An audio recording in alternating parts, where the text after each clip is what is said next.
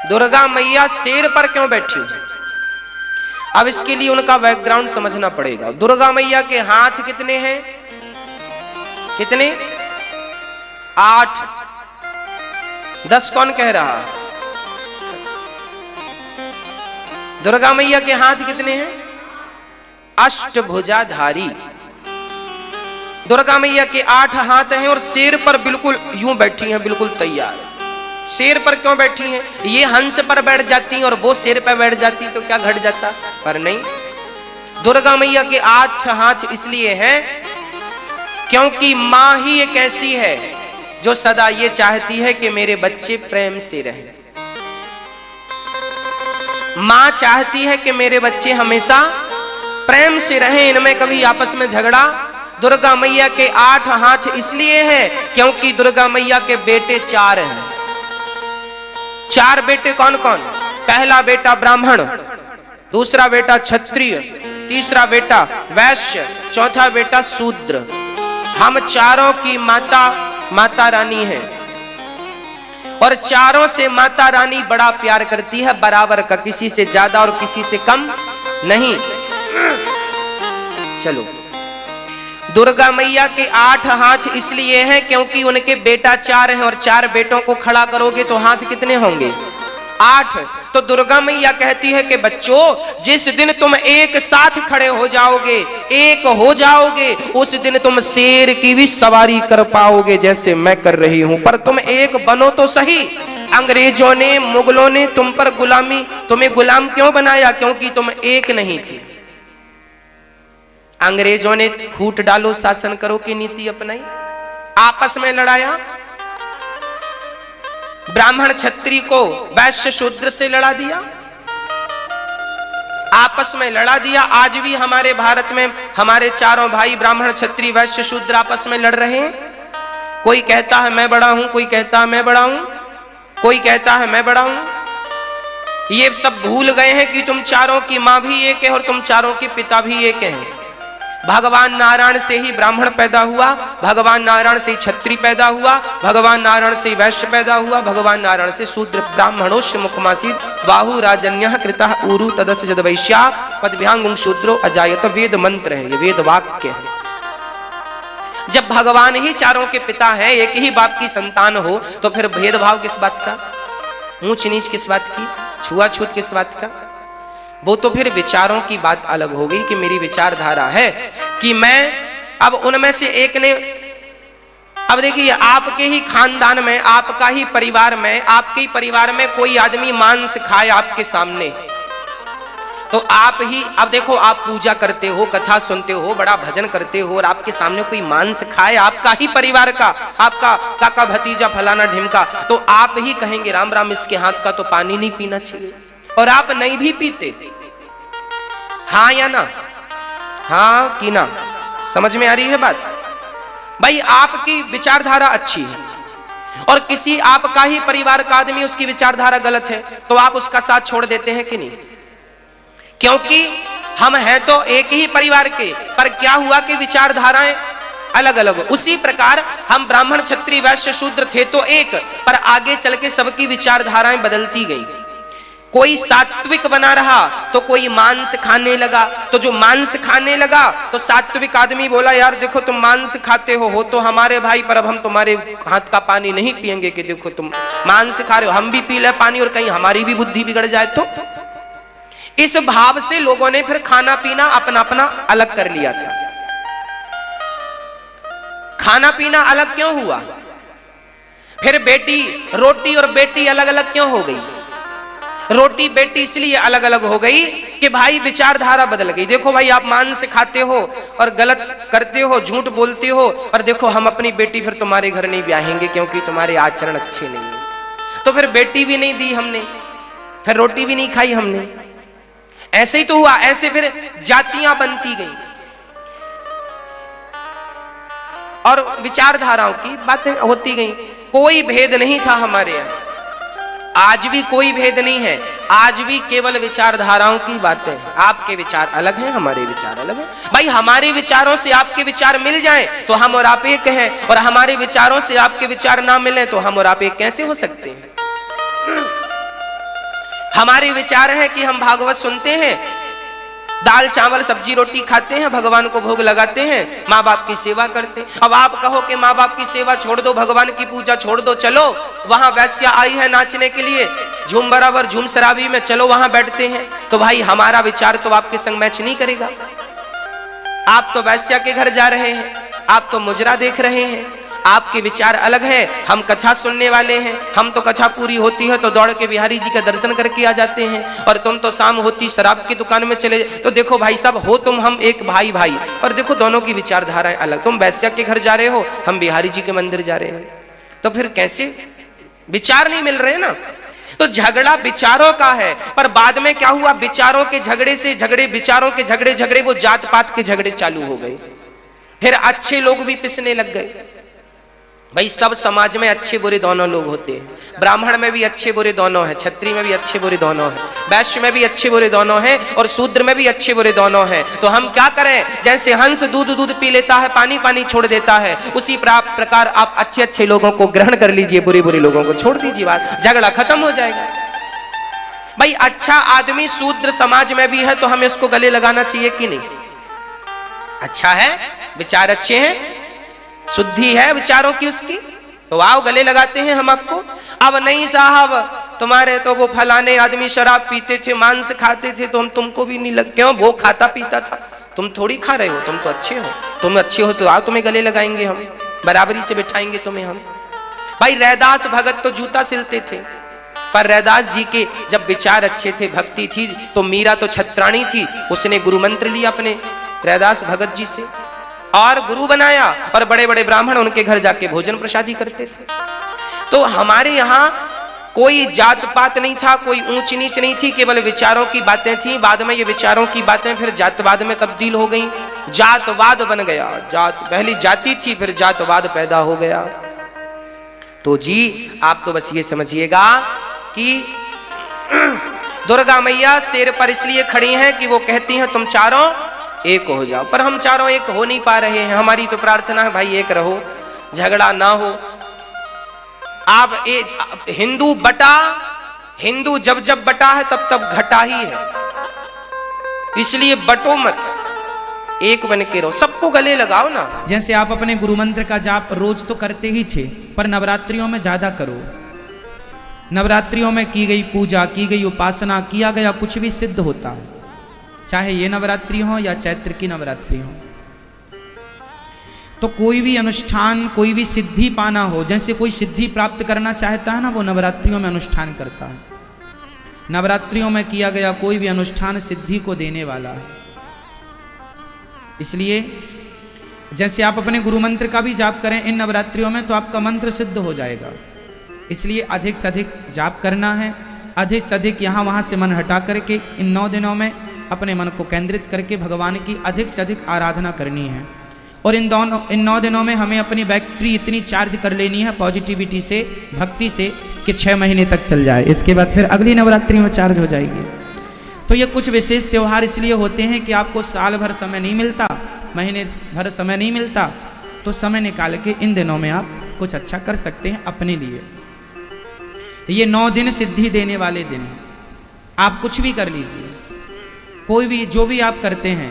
आप राम जी के भक्त हैं तो राम नाम जप लीजिए, कृष्ण के भक्त हैं कृष्ण नाम जप लीजिए, शिव के भक्त हैं शिव नाम जप लीजिए, माता रानी के भक्त हैं माता रानी का नाम जो जपेंगे, जो करेंगे। आप रामचरितमानस का पाठ करें या गीता का पाठ करें या अन्य ग्रंथों का पाठ करें, हर चीज सिद्ध होती है। आपकी जो आस्था है जिसमें वो करिए, पर करिए। ये नवरात्रि विशेष होती है, विशेष पर्व होता है। इन दिनों में हमें क्या करना चाहिए? अपने घर में हमेशा सुख शांति बनी रहे, इसलिए अपने घर में आज के दिन से एक देसी घी का दीपक जलाना चाहिए। माँ भगवती को प्रणाम करना चाहिए। आपके घर में जो माता रानी की तस्वीर है उन्हें नमस्कार करना चाहिए और माँ से प्रार्थना करना चाहिए, हे माँ आप नारायण के संग आकर के सदा इस घर में विराजें। भगवान शिव के संग पार्वती अकेली नहीं, शिव के संग पार्वती आए। लक्ष्मी जी अकेली नहीं, नारायण के संग लक्ष्मी जी आए। हम लोग अकेले की पूजा नहीं करते, युगल उपासना करते हैं। युगल जानते हैं? जोड़ी, सीताराम, राधे श्याम, गौरी शंकर, तो माँ आप युगल विराजिए हमारे यहाँ, सदा के लिए विराजिए, हमें अपना पुत्र मानकर, हमें अपना दास मानकर के विराजिएगा। क्योंकि किसी न किसी रूप में हमें शक्ति की आवश्यकता होती ही है। इसलिए हम सभी को बारंबार आज घर में दीपक जला करके माँ भगवती की आराधना करनी चाहिए। और माँ ऐसी आओ कि फिर कभी ना जाओ, हमारी बुद्धि को आप ही निर्मल करो, हमारी शक्ति को आप ही बढ़ाओ, हमारी वाणी को आप ही मधुर करो, हमारे घर में सुख शांति समृद्धि आप लक्ष्मी बनकर आओ, आप सरस्वती बनकर आओ, आप शक्ति दुर्गा बन करके आओ। दुर्गा मैया के कितने हाथ हैं? कितने? 8। 8 हाथ क्यों हैं दुर्गा मैया के? 4 लोगों को खड़ा कर लीजिए तो 8 हाथ हो जाएंगे। मानो दुर्गा मैया कहती ये नवरात्रि हमें बहुत कुछ सिखाती है, सीखो तो। नवरात्रि ये सिखाती है कि सनातनियों तुम संगठित रहो। हम हिंदू लोग 4 भागों में बटे हुए हैं, ब्राह्मण, क्षत्रिय, वैश्य और शूद्र। ये 4 टुकड़े हैं सनातन धर्म में, 4 भागों में डिवाइड हैं लोग। माता रानी कहती है तुम चारों एक हो जाओगे जिस दिन तो तुम्हारे हाथ हो जाएंगे 8, और जिस दिन तुम इकट्ठे हो गए तो 8 हाथ की ताकत से इतनी ताकत तुम हासिल कर लोगे कि शेर को भी तुम अपने वश में करके शेर की सवारी कर लोगे। दुर्गा जी शेर की सवारी करती हैं, इसलिए इस संगठन में ये ताकत है कि आप शेर को भी अपने अधीन कर सकते हैं। फिर ये दुनिया के लोग क्या। इसलिए ब्राह्मण, क्षत्रिय, वैश्य और शूद्र चारों को संगठित रहना चाहिए। हम सभी एक ही पिता की संतान हैं। अच्छा बताओ, ब्राह्मण के पिता कौन है? मूल में फर्स्ट ब्राह्मण के पिता, ब्राह्मण कहां से पैदा हुआ है? ब्राह्मण के पिता कौन? भगवान। भगवान श्रीमन नारायण कहो या भगवान ब्रह्मा जी कहो, भगवान नारायण के मुख से प्रकट हुए हैं ब्राह्मण। ब्राह्मणोस्य मुखमासी, भगवान नारायण के मुख से ब्राह्मण प्रकट हुआ। क्षत्रिय हुआ भुजाओं से, वैश्य हुआ है जंघाओं से, और शूद्र हुआ है चरणों से। तो बताओ चारों के पिता एक हो गए? एक हो गए? बोलो हाँ। हम चारों के पिता जब एक हैं तो फिर भेद क्यों है? हम कौन छोटा बड़ा है? सब भाई भाई की तरह रहो मिलजुल करके। बड़ा व्यक्ति अपने कर्मों से होता है। आपके कर्म अच्छे हैं, आप श्रेष्ठ विचारधारा वाले व्यक्ति हैं, तो आप किसी, चाहे आप ब्राह्मण हो, क्षत्रिय हो, वैश्य हो, शूद्र हो, आपकी विचारधारा रैदास जैसी हो तो रैदास भक्त का भी सम्मान करता है, आदर करता है। उनके भी चरणों का प्रक्षालन करके, चरण धो करके लोग चरण अमृत लेते हैं, ऐसे महापुरुषों का। तो फर्क नहीं पड़ता कि आप ब्राह्मण हैं कि क्षत्रिय हैं कि वैश्य हैं कि शूद्र हैं, आपका भाव कैसा है। व्यक्ति जन्म लेने से बड़ा नहीं होता, व्यक्ति जन्म से भी बड़ा है और कर्म से भी बड़ा हो सकता है। यदि जन्म और कर्म दोनों से श्रेष्ठ है तो क्या बात है। लेकिन व्यक्ति जन्म से श्रेष्ठ है पर कर्म से श्रेष्ठ नहीं है तो वह समाज में सम्मान नहीं पाएगा। सम्मान वही पाता है जो कर्म से श्रेष्ठ होता है। इसलिए आप किसी भी जात से हैं, कोई फर्क नहीं पड़ता, आपके कर्म श्रेष्ठ होने चाहिए। क्यों जी, क्या श्रेष्ठ होनी चाहिए? कर्म। ब्राह्मण होकर भी कर्म से हीन हो गया तो वो किस काम का? क्षत्रिय होकर भी वो कर्म से हीन हो गया तो किस काम का? वैश्य होकर भी कर्म से हीन हो गया, शूद्र होकर भी कर्म से हीन। इसलिए आप जहां हैं वहां रह करके कर्म युक्त बनो। ऐसा कर्म करो कि समाज आपके जैसा पुत्र चाहे कि ऐसा पुत्र हमारा भी हो। फर्क नहीं पड़ता कि आपकी जाति क्या है, आपके कर्म श्रेष्ठ हैं। इसलिए कर्मों की पूजा होती है। अच्छे कर्म करेंगे तो शबरी ने अच्छे कर्म किए तो देखो आज समाज पूजता है शबरी को भी। हाँ या ना? राम की कथा बिना शबरी के पूरी नहीं होती। राम कथा में शबरी का नाम ना आए तो राम कथा पूरी हो ही नहीं सकती। हो सकती है? राम कथा में केवट की कथा ना हो तो राम कथा पूरी नहीं हो सकती। बोलो हो सकती है? राम कथा में यदि निषाद की कथा ना आए तो राम कथा पूरी नहीं हो सकती। निषाद, केवट, शबरी कौन थे? जंगल में रहने वाले भील निषाद थे, जिसे आज समाज छोटा मानती है। लेकिन राम जी ने गले से लगाया। जब मेरे राम ने कोई छुआछूत नहीं रखा, जब राम ने कोई ऊंच नीच का भाव नहीं रखा, तो हम कौन होते हैं छुआछूत और ऊंच नीच का भाव रखने वाले। इसलिए हमें सबसे भाई भाई की तरह मिलजुल के रहना चाहिए और प्यार मोहब्बत से रह करके अपने धर्म को आगे बढ़ाना चाहिए। यही हमारी दुर्गा माँ समझा रही है। तुम चारों संगठित हो जाओ। आज हमारे देश में यही तो संगठन नहीं है। ब्राह्मण अलग, क्षत्रिय अलग, वैश्य अलग, शूद्र अलग। क्यों? सही है। कोई अपने आप को श्रेष्ठ कहता है, कोई अपने आप को श्रेष्ठ कहता, कोई कोई कहता, कोई सभी श्रेष्ठ हैं। अज्ञानवश झगड़ा है। हमारे सनातन धर्म में झगड़ा किस बात का है? अज्ञानवश। झगड़े का मूल कारण है अज्ञान। ये अज्ञान मिट जाए तो कोई विवाद ही नहीं। पर कब मिटेगा ये अज्ञान? अनादि समय से अज्ञान बना हुआ है। इसलिए आप मिटाइएगा और प्यार मोहब्बत से गरीबों के पास जा जा करके कोई छोटे बड़े का भेद ना करके सबकी सेवा करो, सब में ईश्वर का दर्शन करो। मैं तो सबके यहां जाता हूं, झुग्गी झोपड़ियों में भी जाता हूं। सबको प्यार करने के लिए बनाया है। ईश्वर ने ये हाथ जो दिए हैं ना, सबकी सेवा के लिए दिए हैं। जात पात देखकर सेवा नहीं होती, सेवा तो सबकी होती है। जो आए राह में आए, जो दीन दुखी, सबको गले से लगाते चलो, प्रेम की गंगा बहाते चलो। तो हमारे धर्म में यही सिखाया गया है कि आप सब तक जाएं और सबकी सेवा करें। ये दास अनिरुद्ध, जो मेरे से बनता है मैं सेवा करता हूं, सबकी करता हूं। चाहे ब्राह्मण हो उनकी भी करता हूं, क्षत्रिय हैं उनका भी, उनके भी सम्मान, उनकी भी सेवा जो बनती है हमसे। क्षत्रिय, वैश्य और शूद्र जो जहां जिस लायक है, ये दास अनिरुद्ध सबको समान भाव से, सबको गले लगाकर सबकी सेवा करता है। आपको भी करनी चाहिए, भेद मिटा करके। कोई अछूत नहीं होता। क्यों जी? कोई अछूत होता है? लोग अछूत मानते हैं।